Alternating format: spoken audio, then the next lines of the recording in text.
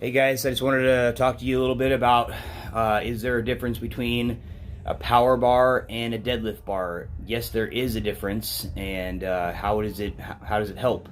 So I'm going to go into the differences of the bar, and then I'm going to talk about how it translates into the lift. All right, I'm going to go into the physical differences of the bar, and then after that, I'll get into how they translate into the lift. So the physical differences between the bar is power bar is 52 inches of length in between the collars, and then the thickness of the bar is 28 millimeters thick. The deadlift bar, 56 inches between the collars and 27 millimeters thick. The bar, still the same weight, 45 pounds, 20 kilos, and they both have 14.5 inches of loadable collar space for the weights. So that's the physical difference, and now I'll get into how they translate into the lift. All right, now that we know the differences physically between the bar, how does that translate into the actual lifts? So the first thing I'm going to talk about is grip. The power bar is 28 millimeters thick, and the deadlift bar is 27 millimeters thick. And I know you're thinking to yourself, 1 millimeter, what's that really going to do for me? Well, when you're at your max effort lifting, or you're going for super heavy lifts and you can't get your hand wrapped around that bar good enough because you have an extra millimeter in there, your grip is going to suffer, and then you're not going to be able to get the lift. Either it's going to slide out of your hand, or you just can't straight up pick it up anyway. So having that extra millimeter to wrap the hand around the bar is going to be huge for gripping the bar. For the sumo lifters, having that extra 5 inches of space between the collars is going to be huge to get yourself into that better position.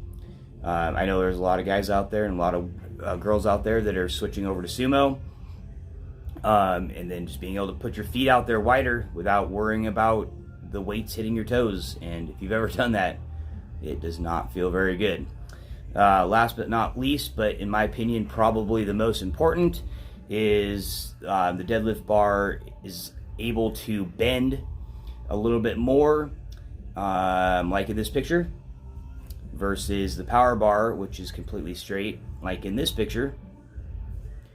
So when you have the bar is able to bend like that, and you can pull the slack out of the bar, it puts you into a better pulling position. So it gives you better advantages of your levers. That's why guys are lifting more weight on the deadlift bar than they are on a power bar. The last thing about the two bars that I'll talk about is federations and which ones use what bars.